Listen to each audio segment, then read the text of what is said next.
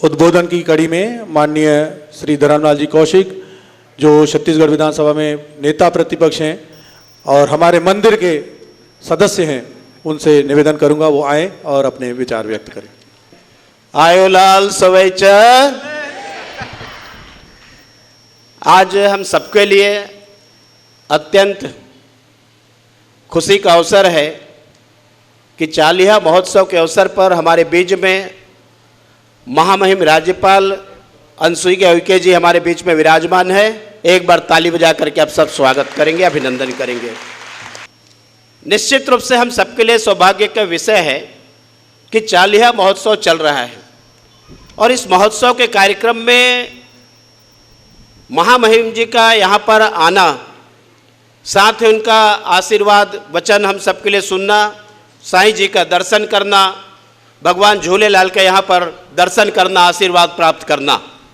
हम सबको मालूम है कि साईं लालदास जी की जो ख्याति है और जो कीर्ति है किसी से छुपा हुआ नहीं है। इस बात का हम सब सौभाग्यशाली हैं कि हम चकरभाठा और इस क्षेत्र के निवासी हैं, अंचल के वासी हैं।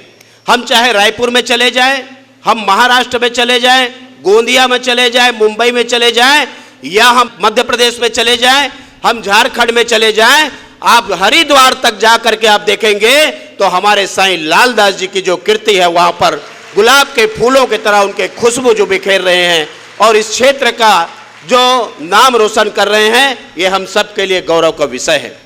आज इस महोत्सव के अवसर पर हम सब लोग अपने महामहिम को सुनेंगे।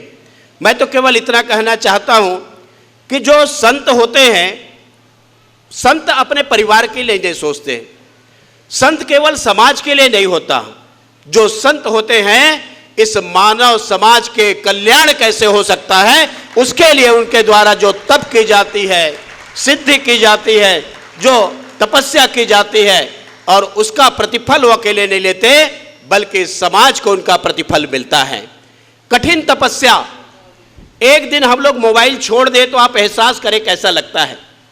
यदि घर में हम मोबाइल छोड़ करके गाड़ी में बैठ जाएं और 2 किलोमीटर 5 किलोमीटर निकल जाए तो हम लोग वापस आते हैं कि मोबाइल छूट गया, मतलब हमारा पूरा दिन उस दिन का निकल गया और कुछ हो नहीं सकता।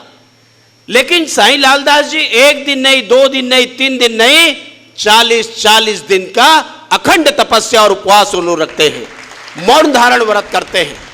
और ये जो उनको ऊर्जा मिलती है भगवान से, ये जो उनको शक्ति मिलती है भगवान से, अपने लिए खर्च नहीं करते बल्कि समाज के कल्याण के लिए खर्च करते हैं। ऐसे संतों का हम नमन करते हैं। आज के इस अवसर पर मैं आप सभी को शुभकामना देना चाहता हूं, बधाई देना चाहता हूं कि 24 तारीख को हम सब लोग फिर मिलेंगे और 24 तारीख को मिलेंगे तो यहां नहीं मिलेंगे बल्कि हम मैदान में मिलेंगे, जहां हम विराट रूप का हमको हमारे गुरु जी का दर्शन वहां पर प्राप्त होगा और दूर दूर से लोग आकर के वहां पर आशीर्वाद लेने के लिए आते हैं, आशीर्वाद वहां पर प्राप्त करते हैं।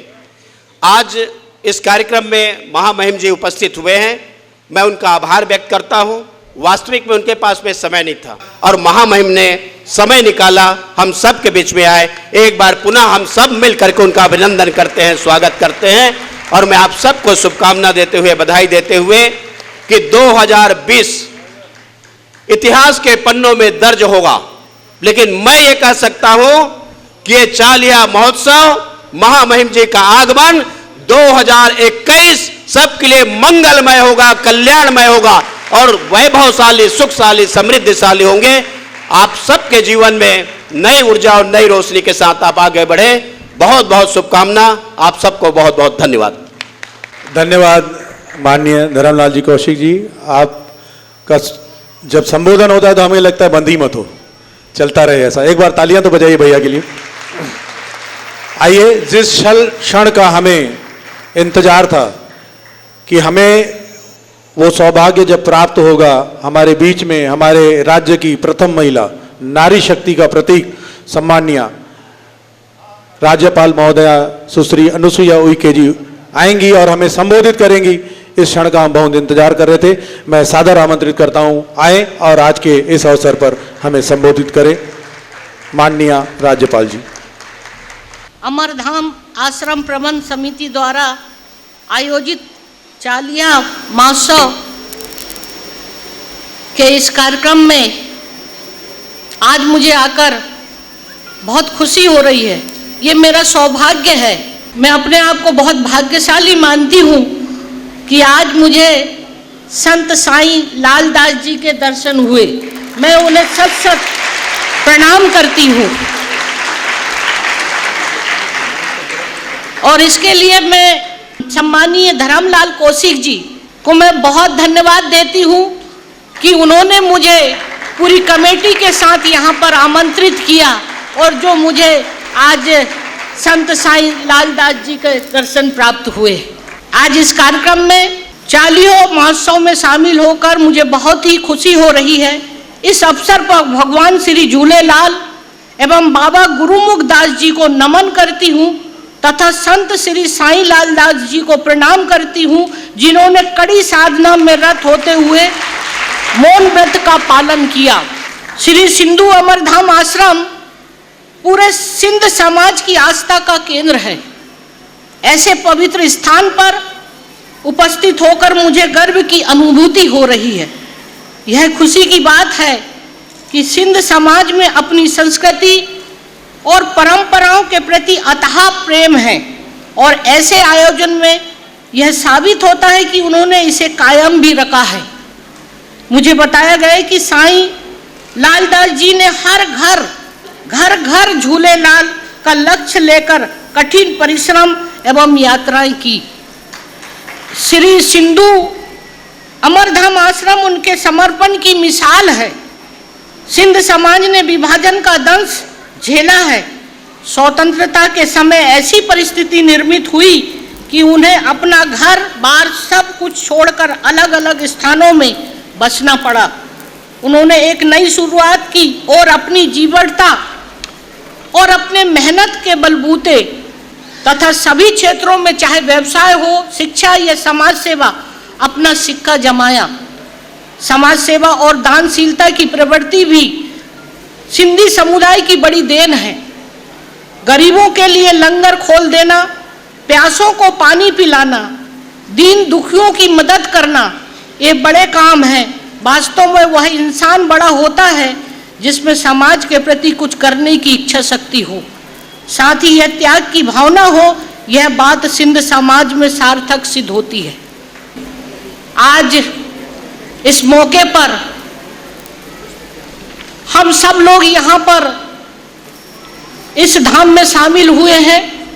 मैं यहाँ के सभी भाई बहनों को इस पवित्र स्थल पर आज हम बैठे हैं, आज संकल्प लें कि हम सब व्यक्ति जो भी थोड़ा बहुत हो सकता है, गरीब सहाय ऐसे व्यक्तियों की हम मदद करते रहें। वैसे तो समाज बहुत आपका समाज सेवा में बहुत आगे है और निश्चित रूप से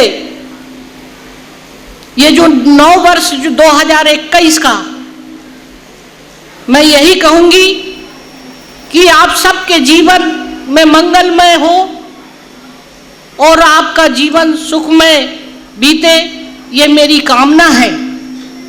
मैं पूरे प्रदेश के सुख समृद्धि की कामना करते हुए मैं संत साईं लालदास जी से हम सब के लिए आशीर्वाद में चाहूंगी कि इस प्रदेश की जनता खुशहाली और आनंद से गुजर बसर करे और कि जिस तरह से संत साईं लालदास जी का आज पूरे जिलों में, प्रदेश में और बाहर भी जो उनकी प्रति जो आस्था रखते हैं, वो इस वजह से रखते हैं कि उन्होंने समाज के लिए, दीन दुखियों के लिए, गरीबों के लिए जो कार्य किया है, इसलिए वो आज हमारे लिए पूजनीय है।